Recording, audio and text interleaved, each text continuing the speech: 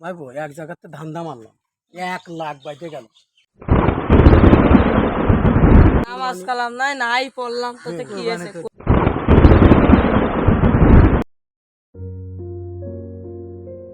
5-10 লাখ টাকা দিয়ে একটা গরু কিনবো ভাইবো। এ তো হাতের ময়লা।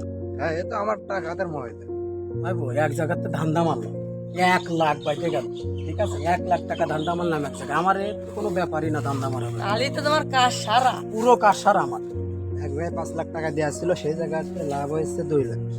তাহলে তো দান বাধায় ফেলাইছে। হ্যাঁ, তাহলে তো তোর কুরবানি দিতে বাধ্যছে না। না বাঁধবে না, বিশাল কখনোই ব্যাপার। বাঁধবে না। গরু কিনবো 3 লাখ টাকা দিয়ে। ও আর কুরবানি দিলি বড় গরু দিয়াই ভালো। হ্যাঁ, তাতে সোয়াব বেশি হবে।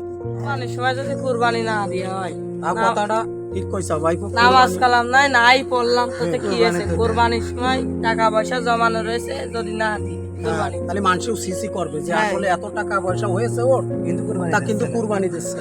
আর যদি না দিস তারপরে মানুষ ঘুষ করবে। আসলে আমি মেলা টাকার মালিক তো। দেখ কথা ঠিক আছে, আর লোকে তো বুঝে ফেলেছে যে তোমার টাকা হয়ে গেছে। এত টাকা কিভাবে বুঝালি তুই? আরে কাকা, টাকায় টাকা আসে, তোমারও তো আসে। তা আমার তো আসে, ঠিক আছে, সেটা তো আমি বুঝলাম। আমার 5 লাখে 2 লাখ আসতেছে। আমারও এইভাবে আসে। ও আচ্ছা, ঠিক আছে, ওই টাকা দিয়ে কুরবানি দিচ্ছি কাকা। তাহলে তো কাজের কাজ করেছি কাকা, তাহলে তো সোয়াব হবে বেশি। এই কাকা আসলে তাহলে ওই কথাই থাকি। আর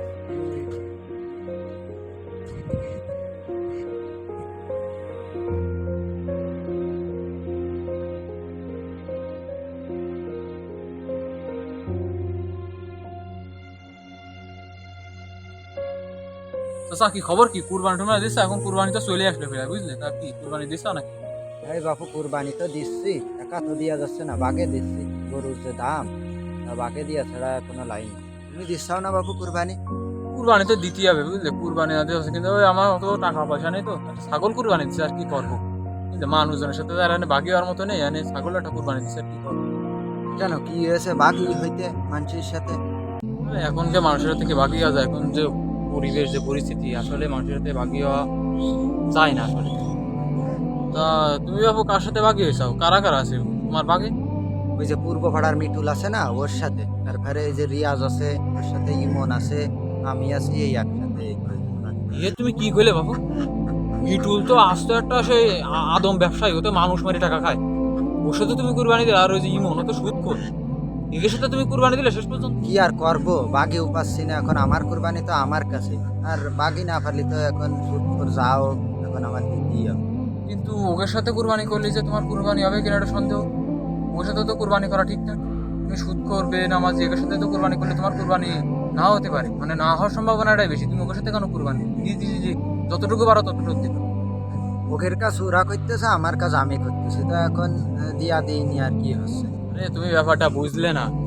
কুরবানি দেওয়া তো তোমার জন্য কি সুন্নত ওয়াজিব, কিন্তু তোমার ওই নামাজ পড়া, হালাল ইনকাম করা, এগুলো কি ফরজ। তা তুমি, তোমার তো মনে করো যে ওই যে প্যান্ট ছাড়া পাগড়ি পড়ার মতো। তুমি প্যান্ট পরলে না পাগড়ি পরে ঘুরে বেড়ালে তা তো হবে না। প্যান্ট পরা তোমার জন্য তো ফরজ, কিন্তু পাগড়ি পরা তোমার জন্য কি ফরজ ছিল?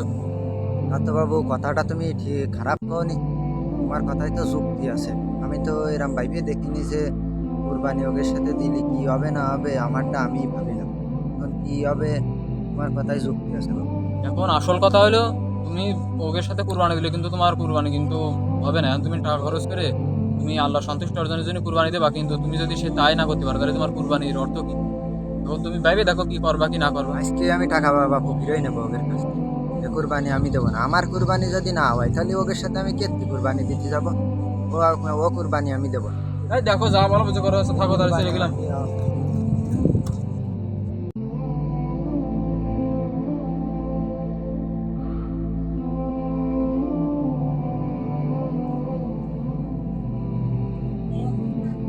ভাইবো এত দ্রুত কোথায় বেরোইছো?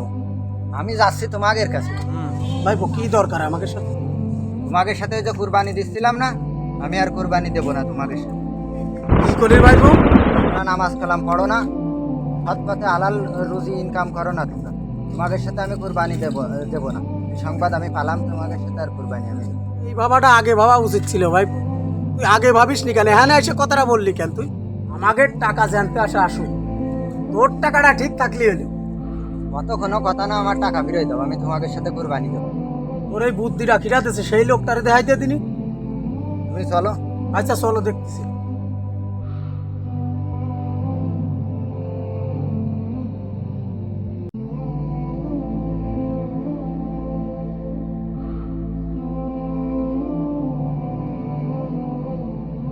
কি তোমরা দল বল ভাবে তো মনে যাচ্ছ এখন? এই যে তোমার কাছে রাস্তা আছে না? কেন আমার কাছে ওটা কি দরকার? দরকার আছে এই যে কুরবানির গরুর বিষয় তুমি কি বলিস রে, তাই সেই বিষয়ে আসি। কি বলিস রে?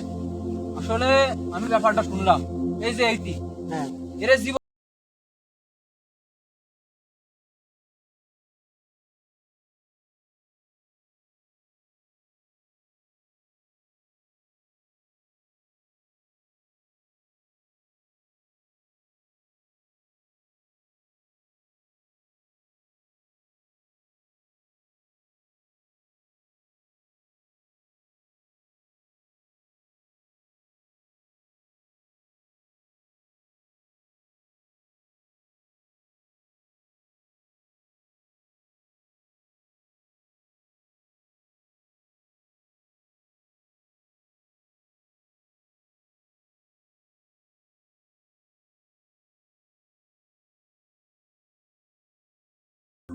কি হবে? সেটা তো তুমি প্যান্ট না পরে তুমি মাথায় পাগড়ি পরে ঘুরে বেড়াতে চাও, তা তো হবে? প্যান্ট পরা তোমার জন্য খরচ না?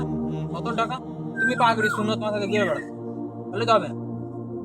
তুমি আর উচিত কি ছিল হালাল উপার্জন করা, খরচ আগে বিধান মানা, তারপরে তোমার সুন্নত ওয়াজিব। তুমি সেটা মানতে চাও না, তুমি আজকে সুন্নত ওয়াজিব নিয়ে তুমি হারাম ইনকাম দিয়ে তুমি কুরবানি দিবে আল্লাহর কাছে, কি এত সহজ লোকগুলো? আসলে এই জিনিসটা তো জানতাম না, এই যে হালাল পুঁজি আয় করে যে কুরবানি দিলে এটা যে হবে সেটা তো আশেপাশের মানুষ দেখতেছি সুদ খায় সেই টাকা দিয়ে কুরবানি দিচ্ছে, তাহলে তাকে কিভাবে হচ্ছে? তুমি তো ব্যাপারটা বুঝলে না, কিয়ামতের দিন যা যা জবাব তার দিতে হবে না? যে যা করতে তার তো পাপের ফল সে আর পাবে। সেটা তো দিতে হবে। তুমি যদি মনে করো যে হারাম ইনকাম করে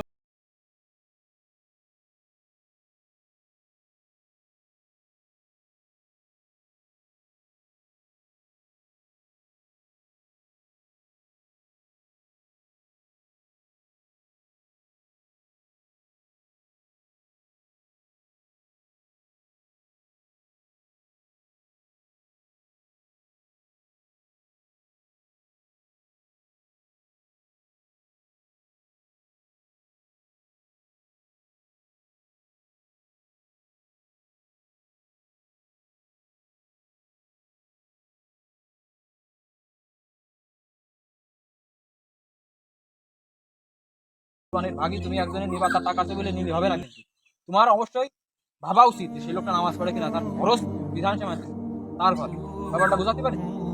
আজ বুঝলাম যে আপনার কাছ থেকে আজকে জানলাম। আজকেই তোমরা আমার টাকাটা ফেরত দিয়ে দেবে, বুঝেছো? আমি তোমাদের সাথে কুরবানি আর দেবো না। আর বেশি ঝামেলা করে না বুঝলি, আর আশেপাশের মানুষকে এই বিষয়ে জানাতে হবে, ঠিক আছে? হ্যাঁ শুধু নিজেরা জানলাম তা হলো না, অবশ্যই জানাতে হবে। আর সর্বগত মানুষের দেহে যদি হারাম কোনো এক টুকরো মাংস থাকে, সেই মাংস জান্নাতে প্রবেশ করবে না। এই জন্য সবার আগে হালাল ইনকাম করতে হবে, ঠিক আছে? হালাল টাকাতে কুরবানি দিলি সেইটাই